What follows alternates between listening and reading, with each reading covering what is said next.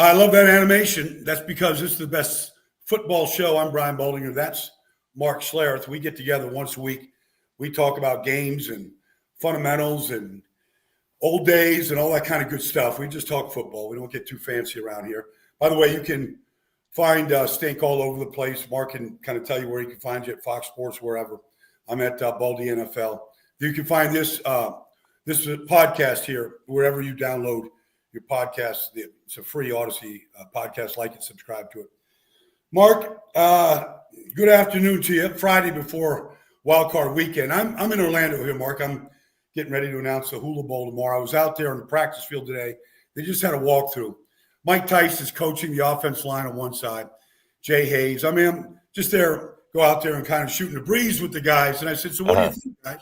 They had 3 days of in-pads practice, kind of some one-on-ones, inside drill, all the basic stuff. And they said this, the guy's hands stink. I go, really? I go, no kidding. He goes, so anyways, Mike's son-in-law, his son's married to his daughter. He coaches at Kansas. Okay. So he got to practice at Kansas this year, and he was telling me, this is kind of hard to believe, honestly, Mark, but I know what world we're in. He goes, they literally have no individual drills. They kind of go through stretch and all that stuff, warm up, and they get into installation, and like literally all the things that we spent most of our time doing, individual drills, it's like eliminated. And so you go, okay, well, why is the fundamentals so bad across the board? You go, well, they don't even make time for it in college. Yeah. So they never learn it. They never learn how to pass stunts, really, or just how to jam guys, or guide with one hand, kill with another hand. They don't spend any time with this stuff. And so we sit there and we grind the tape and we go, man, this is really lousy. And I go, and you say the same thing to yourself. And you go, well, where's the blame? How does this get to this point right now? Yeah. It's interesting because I'm at a NFL team every weekend. Every Friday I'm at an NFL practice. And what I see on film and the way it doesn't translate, or the lack of translation from the practice field to the film, so many times, especially in the college game, all they're working on is walkthrough. Yeah. Walkthrough installation stuff Yeah. to make sure that nobody screws up. Right. And so, at some point, it's got to be, I always told my kid this when my kid was going to play professional baseball, just because you play a pro sport doesn't make you a professional.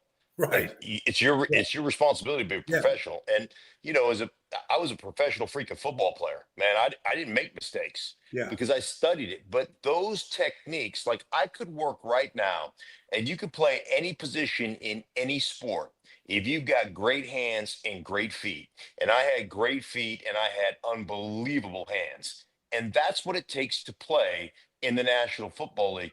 And the lack of strike, the lack of punch, the lack of basically snapping a guy off and to pick up a stunt, all those things, they're lost arts in the NFL today. And, obviously it comes from the college game. By the way, tell Mike Tice, was my teammate with the Washington Redskins, and tell Jay Hayes, his brother, Jonathan, is a University of Idaho, University of Idaho guy. So Jonathan and I are tight, and Jay and I obviously know each other, but please give those guys my best because those are a couple of blasts from the past, and it's always good to hear those names. It's interesting. You use that phrase, Mark, snap it off.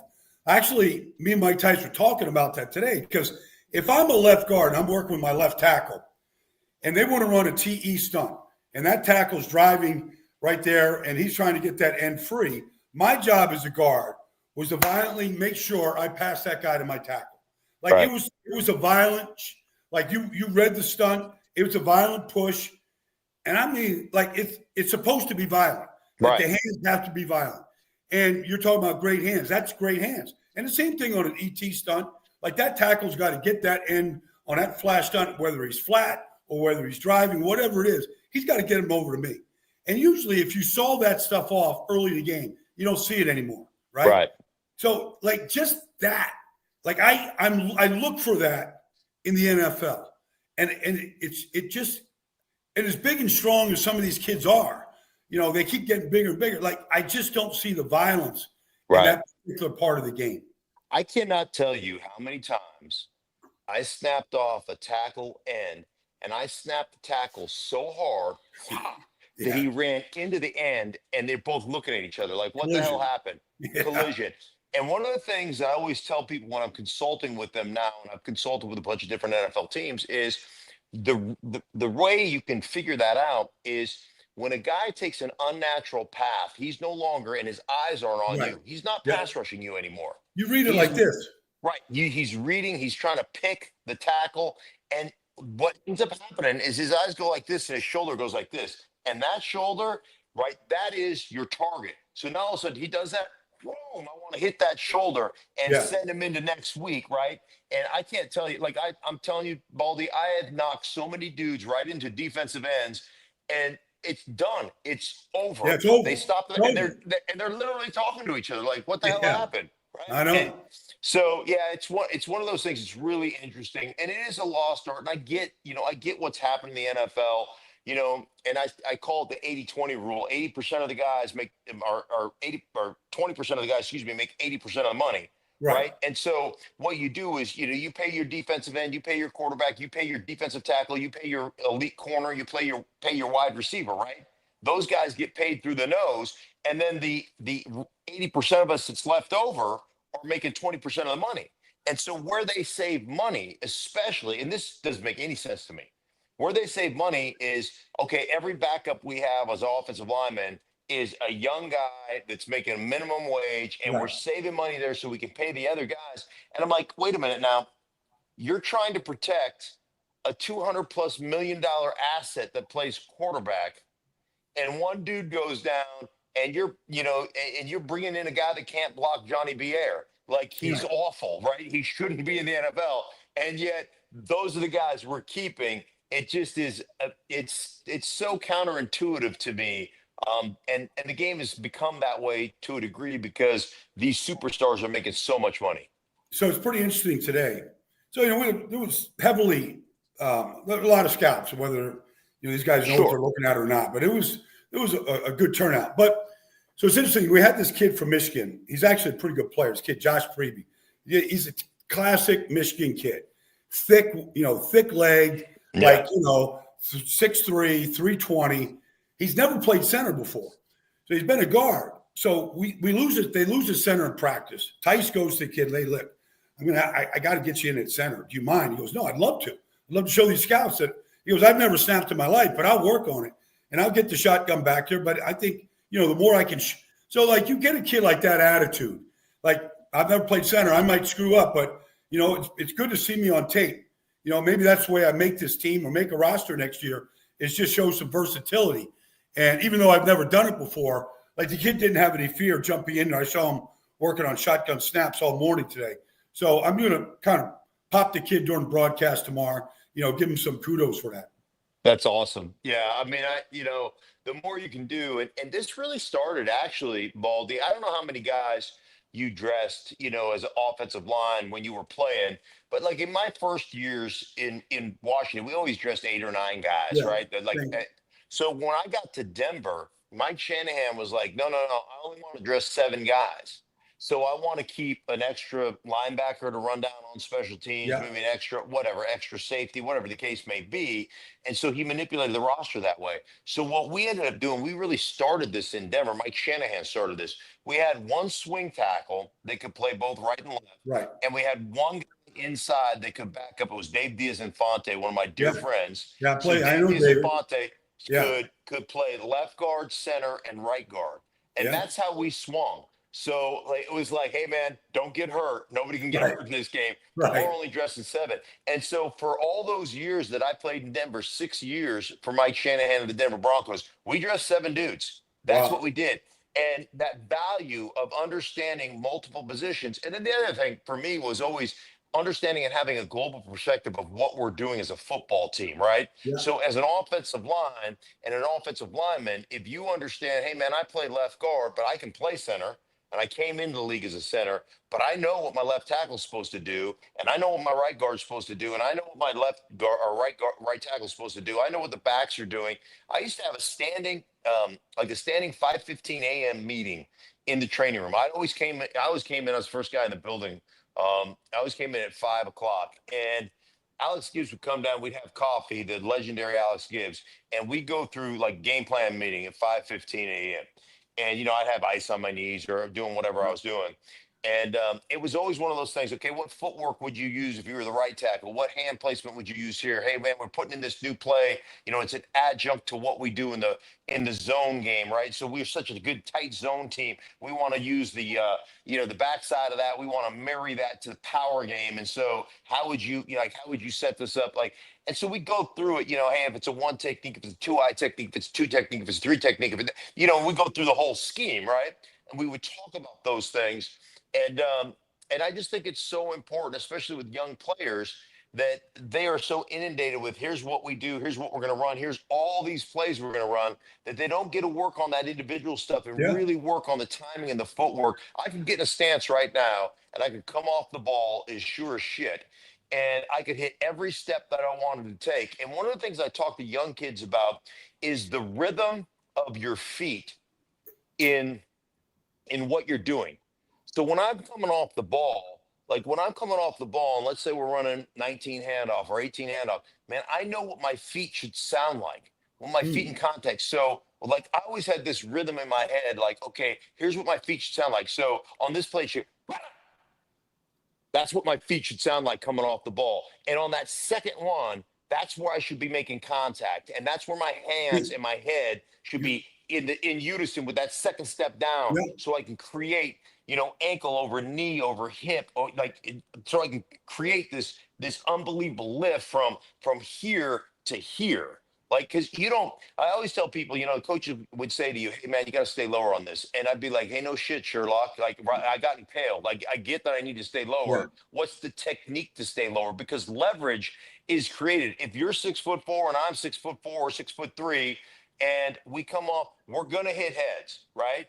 So how can I get that energy, this energy, from stopping here? How can I get your energy to go through the roof and my energy to do this? And so it's footwork that comes from your hips through your hands, and you don't strike out, you strike up.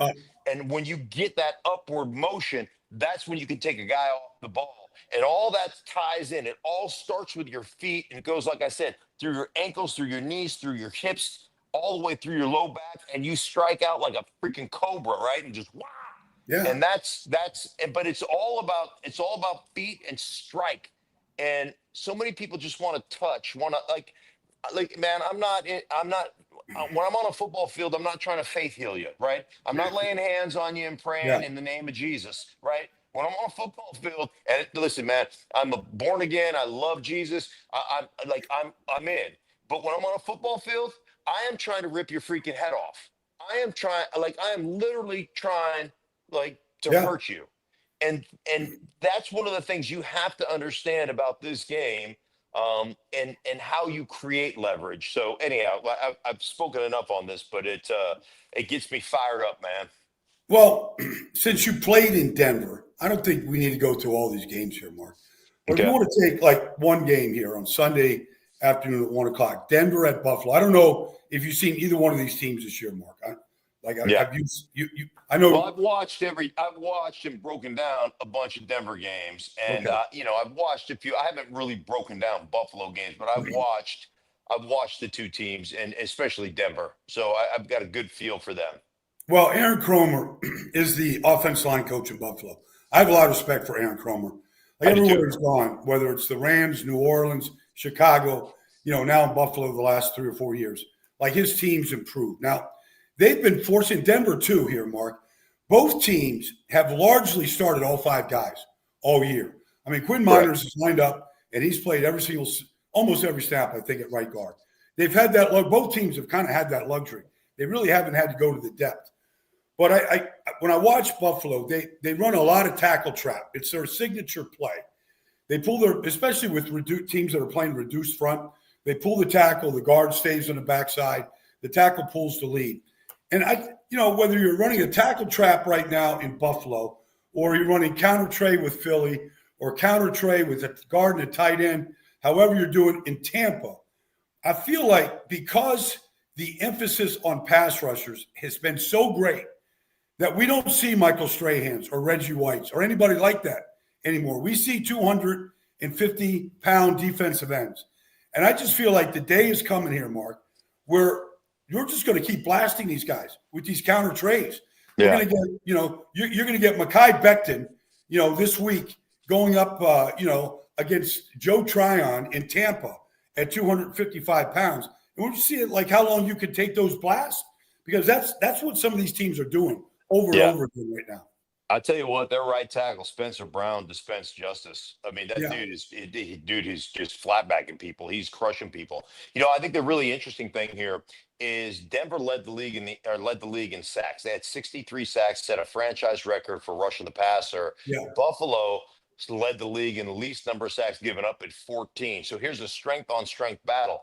Yeah. But Denver to me is not one of those teams that's just going to line up with 4 down and come after you and get to the quarterback. That's not what they do. No. Vance Joseph, their defense coordinator, has done a great job of bringing 5-man pressures, bringing 6-man pressures, 7-man pressures, 4-man, simulated pressure. They do a lot of that stuff. So what they do is they really attack your protection. Sure. It's not so much about we're going to beat your ass one-on-one. It's about attacking your protection, finding out how to create the one-on-one that you like, right? And it's usually Zach Allen inside. He forces you to the outside. Then all of a sudden, Nick Benito gets you or Jonathan Cooper gets you. So it's a real chess match to me. And listen, they're so good in Buffalo at protecting their quarterback. It's one of the reasons that Josh Allen, I think he threw 18 interceptions last year. He's at 6 this year. He's been unbelievable, so judicious with the football. And it really comes down to this. Can the Broncos lean into their strength? Can they get those one-on-one matchups? Can they get a free runner at Josh Allen? And if they do, can they get him down? Yeah. Like, that's a whole nother deal, because that dude is 6'4", 250. Like, can you get his butt down? Like, when the quarterbacks outweigh the edge rushers in today's game, it's pretty funny. So, that to me is really the kind of the key matchup. And I'll tell you the other matchup here that's really interesting to me. I think the one advantage the Broncos have in this matchup is special teams. And I know we don't talk about it very often, but Marvin Mims is a great returner. Yeah. Last year, he went up there, had a nice return against Buffalo in a game where the Broncos won in Buffalo. And then look for some fake punt. I think the Broncos understand, listen, we're outmanned a little bit in this matchup. We might try to steal a possession. Right. We've got to steal a possession or two. We've got to be able to create a turnover or two. They understand that. So it'll be interesting to see exactly how that O-line versus D-line, that pass rush versus pass protection matchup lines up. Well, Josh Allen, one of the reasons why obviously he's only been sacked 14 times is his ability to escape. If you get a free hitter coming at him, and their battles with Kansas City, Spagnuolo's gotten those free hitters to him, usually off the edge with fast guys. But, they bounce off him. Like, they can get to him. They can't, like to your point, it's hard to get him down to the ground. And he's just playing these games right now where it's just balls out. Like, there is no tomorrow. So I'm not worried about protecting myself. I'm not sliding. Like, if I got to run somebody over on 4th and 2, I'm running him over on 4th and 2. And so he just has that ability to do it. And fortunately, he stayed healthy, through these 6 years here where he can still do that. Yeah, no question about it. All right, what other game you want to hit up? Well, I mean, what do you – like, we start tomorrow afternoon with the Chargers going to Houston. This Houston offensive line, they commit more penalties, Mark, than anybody I've watched. Like, they're constantly pre-snap penalties. Yeah. Movement, like illegal procedure. They're constantly playing behind the sticks. It's plagued them all year. Like, I like the Chargers in this game. I like the fact that you can line up with Slater and Joe Alt against Will Anderson and against, Daniil Hunter, and you're going to get a lot of standoffs with those two tackles. They just don't get beat. They know how to use their length. They got great hands. They lock you up. Like, I can't see a lot of wins on the outside by those guys. Yeah, you know what? Again, strength on strength matchup, because the Houston Texans, the two best kind of tandem of pass rushers, Will Anderson on one side, right, and Daniil Hunter on the other side. And you mentioned the tackles for the Chargers. And I go back, like, this was a tie on the doorknob. Honey, don't come in here. I'm watching Jim Harbaugh talk about offensive line play being the spear, like the tip of the spear when it comes to weapons. And there were a lot of people that were like, "Oh, you're getting rid of Keenan Allen, and you're getting rid of what was the cat, Mike Williams, and Yeah. what are you going to do?" And Jim Harbaugh is like, "No, I got Joe Alt. Joe Alt's tip of the spear, man. This is what we're going to do. We're going to physically wear your ass out. We're set up our play action. Lad McConkey will be fine. Our other guys will be fine. They got Will Dissly, Will Dissly is one of my favorite players. Baldy, he looks like that dude that you'd like walk into a YMCA pickup basketball game and you're like, he's slam dunking on you. You're like, he's I got dunking on him. your head. Yeah, I got the fat father guy with the balding head, and I got him. And then he's doing 360 tomahawks on your ass, and you're like, wait a minute, what happened? Well, So I really like the Chargers this game, and I'm with you. Something has been off. Their O-line, the penalties, the sacks, the pressures, they have not been able to overcome that all season long. It puts them behind the chains too often, and they haven't been able to unleash that defense enough to really attack the other person's core, or they attack the other team's quarterback and let that outstanding young secondary work. It's interesting. I was talking to Deion Sanders is here for this game tomorrow. He's got a lot of Colorado kids. And I was talking to him for a little bit yesterday. And I just asked him, what you would do if you were, running the Cowboys right now. Because there's a lot of questions about what should they do. And he was like, Baldy, like, I'm an old school guy. I played for Jimmy Johnson. I believe in old school mentality. Like you're hearing about this stuff right now in Miami, Mark, where Mike McDaniel, hey, if you're late to a meeting, you're late to a meeting. There was no they got away with all this stuff, right? And it showed up on the field. Like we just talked about Denver and Sean Payton, and we talked about the Chargers and Jim Harbaugh. To me, there's only one way to coach this game. We're going to have all these names, all these interviews out there, and it's like basically it's all nonsense. Which guy is going to come in and demand excellence in an old school way? Like this is how it is going to be done, not the way we're not going on podcasts and talking about what happened on Sunday. We're not doing that crap. Right. I just feel like we got two guys back in this game right now in the NFL that got their teams in the playoffs because of how they coach and what they demand from their players. Yeah. You mentioned Sean Payton, and he and I have been close probably since about 2009. And really interesting. One of the things, culture, you can be a hard ass, right? And you can coach your guys hard and still be a player's coach. Yeah. Still be in it for the players. But there's the respect and there's demand. I always talk about two types of fear. There's the biblical sense of fear, which is awesome reverence and respect. You have to have that. And then there's the I'll cut your ass in a heartbeat if you cross the line. Yeah. You've got to have that kind of fear. Like Mike Shanahan had that fear, like awesome respect, awesome reverence. But I knew, like he'd cut you and invite you over for pizza the same night. Like, hey man, like no hard feelings, but you're not good enough anymore. So there was that aspect of what they do. And one of the cool things, Baldy, you probably haven't heard this story, but obviously I just moved to New York, but I've been living in Denver for 27 years. Yeah. So he first comes in, and I've done games in Denver, and the cafeteria is there, and off to the side of the cafeteria is the meeting room where you have your production meetings, okay? And then after you're done with your production meetings, you can go in and you can eat and you can do all that stuff. So I'm sitting in there eating, and there's a contingent of business people from the business office that are coming down there with clients eating, where the players are eating and and can I get a picture and stuff? Sean Payton walks in and sees it and says, not on my watch. Yeah. Non-essential. He told the business office, he goes, brown bag it. You're not allowed in our cafeteria. Like this is a sanctuary for our players. They should be able to come in here and eat in their underpants if that's what they feel like doing. Like no more business. Like, and it just things like that. Like he's a hard ass. Right. And you're going to play hard. You're going to practice hard. You're going to prepare hard. But he's got your back.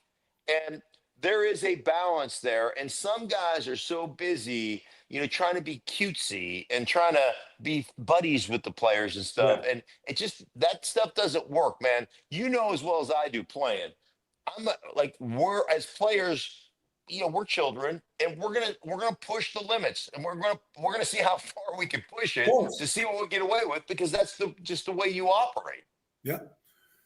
Let's take let's see what we got. Let's take one more game here. Let's take this Washington Tampa game, Mark, because Baker Mayfield is a guy that I've known since he was at Texas Tech as a walk-on. Yeah. And I've always liked Baker. Like, first of all, there's a real joy for the game that kid plays with. He plays. I watched him when he was at Oklahoma warming up. Like, he's out there throwing the ball behind his back. He's ready to go have a good time. He's done all the work, all the hays in the barn. He's ready to go play. And I think, he did something this year that only 9 other quarterbacks have ever done. He threw for over 4,500 yards and over 40 touchdowns. And he did that after, he was run out of Carolina, run out of Cleveland. But he's in a place where he's allowed to be a leader and play his style. And if he throws an interception, it's not because he was a dumbass or just like he'll come back and make up for it. And I feel like we got 2 quarterbacks in this game and a rookie who's just sensational from his standpoint. Like, he calls the whole game at the line of scrimmage, Mark. This is the NFL now. Like, he's out there. It's not college looking at the sideline. What's Cliff Kingsbury want me to do? Mm-hmm. He's getting everybody lined up, 2-minute drill. It doesn't matter. Like, he's calling the game at the line of scrimmage. He's got my respect for the way he goes about his business. And Baker has my respect just because I know that he'll cut your carotid artery off every chance he gets. So I was just curious how you looked at this game. If you think that Tampa's beat up in the secondary right now, I'm a little concerned about that. But I love the way Tampa has run the football this year and the emphasis on the run and how good they've been at it. Okay, 2 things. Tampa's offense. One, you got to understand the metamorphosis that they've gone through as an offensive unit. So they have gone where they had Chris Godwin is their go-to conversion guy. He, breaks his ankle. Mike Evans at the same time pulls a hamstring. And they all of a sudden morph into a Cade Otton-driven offense with Bucky Irvin. Yes. And that kid, Bucky, man, let me just tell you, watching him on film, I did a Tampa game about a month ago. Watching that kid on film, I promise you, as sure as I'm sitting here talking to you, that dude could be a primary slot receiver. No doubt. He's that good at hands. He's that good quickness off the ball. He runs routes. He does all those things. And then he runs it from the backfield. He's been amazing. So they morphed into this kind of totally different offense and then morphed back when Mike Irvin came back. And they are so connected. Like, when I sat down with Baker Mayfield, there was like 6 games left in the season. Yeah. And Mike Evans was coming back. And I go, hey, listen, man, Mike Evans. And he goes, I didn't even get the question out, Baldy. He goes, he needs 99.5 yards or 99.5 yards per game to get over 1,000. And we're getting his ass 1,000. I don't even care. And listen, Mike Evans doesn't even care about this. I care about it. Our team cares about it. We're in it. And it's just one of those things that's so a rallying cry, Mark. Yeah. It's a rally. You saw it on the sideline Sunday. And this guy is so competitive. And last year I was doing a couple of their games, and Dave Canales, who was their offensive coordinator, now the head coach at Carolina, says to me, he goes, Stink, he goes, I'll tell you. He goes, he can play as poorly as he's ever played for a quarter or a quarter and a half. And then he can be brilliant for a half quarter and absolutely eviscerate a defense. Right. Like he's got no conscience about him. He's just like, let's go, man. And like you said, he'll rip your heart out. And then on the flip side, you talked about Jaden Daniels. Well, I spent the first couple of weeks of the season with Jaden Daniels. Man, he wears those Oculus goggles. Yes. 3 hours a day. So Cliff Kingsbury reads off the play sheet, right? And reads all the plays. So he's got it in his ears. So he spends about 3-4 hours a day on going through the game plan, throwing completions, doing all that stuff. First guy in the building, last guy out of the building. And he legitimately goes, oh, it's just another game to me. And you know what? I totally buy it. It is just another game. This kid has 4 comebacks in the fourth quarter to win ball games. He had a shootout with Joe Burrow that he won, by the way. And I think they have converted, Baldy. I did it this morning on Breakfast Ball, 8 a.m. to 10 a.m. every morning on FS1, the show I host. he did, I think they were 20 of 22 on fourth down conversions, Baldy. I got it right here, Mark. They were 20 to 23. Spot 20 on. of 23 on 23. fourth down. Like that Fourth is so that normally when you go for it on fourth down, man, you're puckered up, Hey, man. you're Like 50-50 at best, at very best, 50-50. right. You're like, oh shoot, here we go. Fourth down, can't get a holding call. You're worried about all the things that can go wrong. Man, he is just dealing. And his ability, here's where I think the matchup is interesting for me. And I'm a little bit homer because I'm taking Washington in this game. But I played with Todd Bowles, played at Washington together. I know one thing about Todd Bowles. He's bringing pressure, especially on first down. He loves to pressure you, right? He loves to get you behind the chains. One thing about pressure with a quarterback who can move, when that guy breaks that pressure, he not only is going to get DBs that stop because the threat of the run. You better not be a man coverage. You better not be a man. I'll tell you that. They'll get wide open targets. They'll stop covering guys because all of a sudden that threat comes and he's approaching that line of scrimmage. Then he's dishing. Or if you're in man coverage and your back's turned, that dude will take it to the house. He may go 45, 50 on you. So, I think he's the key X factor here. I know they opened up the season in Tampa against Tampa. They lost that game, but this is a different football team. Both these defensive have had some struggles, but I think this game is great. I think it's going to be a shootout, and maybe it's my homerism, but I took Washington in this one. Well, it's interesting that week one game. I went back and watched it, just see what Todd did. It was 37-14 in favor of Tampa with 2 minutes to go, and he's still bringing a safety Mike blitz. He never stopped, and so Jaden really. He didn't he got sacked a couple times, but you could tell the guy, he either used his legs to get out of harm's way. He made some good throws. It wasn't like he just buckled to the pressure. Not at all. Not even close to it. That kind of opened my eyes early in the year when he handled that because Todd was like, okay, rookie quarterback, let's see what he's got. Let's see what he's made. Yeah. We gave him a test, and I'd say Jaden Daniels from that day on, had the test. Baldy, I talked to him after because I did I think maybe week 3 and week 4 of Washington. Mm-hmm. And I watched him after 1 week fix issues. So there were a couple throws where he had access on the outside with off coverage, right? They're bringing down a safety, they're blitzing, and he's got one-on-one access to the outside with a corner, 9 yards off, and that's his first read, and he pulled it and ran. And he did it on several different, combination routes, where he's running, whatever. He's running flat curl, and where it's wide open. He pulled it a couple times. So I was talking to him about it. He goes, yeah, you know what? They talked to me about that. I talked to Cliff about that. I got to be better. And he just listed 3 or 4. He missed a seam to Luke McCaffrey, I remember, that was open, and he got the right look and he didn't throw it. And he's like, ain't going to happen. It's not going to happen again. I was like, okay, that's great. I love the conversation. Yeah. I'm telling you, dude, he did not miss one. If it's open, he's pulling the trigger. To watch his development from week 1 to week 2 to week 3 to week 4, it was damn. See, he didn't throw an interception, Mark, for the first 6 weeks of the season. Yeah, it was incredible, man. I tell you what, Washington got themselves one. Obviously going to be the rookie of the year, but really cool to watch what he's been able to do. And he's a salt of the earth, just loves football. He's an awesome kid. He's so much fun to kind of talk to. Yeah. Yeah, great kid.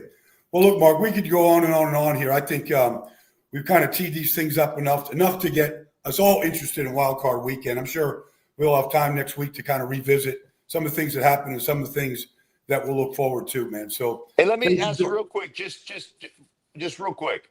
Who you got? Baltimore, Pittsburgh? I got Baltimore. You think they cover that spread? It's like a 9.5. Yeah, no, I don't know about the spread, Mark. That's a big number between these two teams. I think you're going to get the best of Pittsburgh. I did the Week 11 game in Pittsburgh. They won that game 18-16. Yeah. Justin Tucker missed 2 field goals. He missed a bunch this year. Yeah. But in that game, Pittsburgh got 3 turnovers. Nick Herbig got one out of Derrick Henry's hands. Coming from the backside. They got good field position. They took the ball away. those turnovers have been trickling. They're still at the top of the league right now with turnovers, but most of them were from earlier in the year. If they can't get that from Lamar or from Henry or somewhere, I think they're going to struggle because their offense just isn't dynamic enough. It's a check down offense. That's what Russell Wilson does. He's not, they don't get explosive plays, Mark. Yeah, I'm with you on that. I think the Baltimore, I think one of the things we always talk about Pittsburgh's defense, but the last 5 or 6 weeks, Baltimore's had the best defense in football. They all talk about Kyle Hamilton kind of moving from in the box safety to the deep safety, even though he still plays in the box. Obviously, if you got weak side rotation or whatever from that free safety, but their defense is different. I've got Baltimore winning this game. What about Philly? You're a Philly guy. Philly, Green Bay. What do you got in that game? Well, I like to, I like Philadelphia in the game, Mark. I was in Brazil week 1. I saw Saquon's effect. He had over 100 yards, 3 touchdowns in the first game. I had a feeling he was going to be a special player. He never got runways like he got in that Philly line, behind the Philadelphia line. I got to be, honest. So far, I don't know what Jalen Hurts did today, but he had taken 12 snaps through yesterday. He was the game when he got hurt against Washington. He hasn't practiced basically at all. And they said yesterday he was full participant yesterday. Okay, all right. Whatever that means. Well, whatever. He hasn't really thrown a meaningful football though in almost 3 weeks.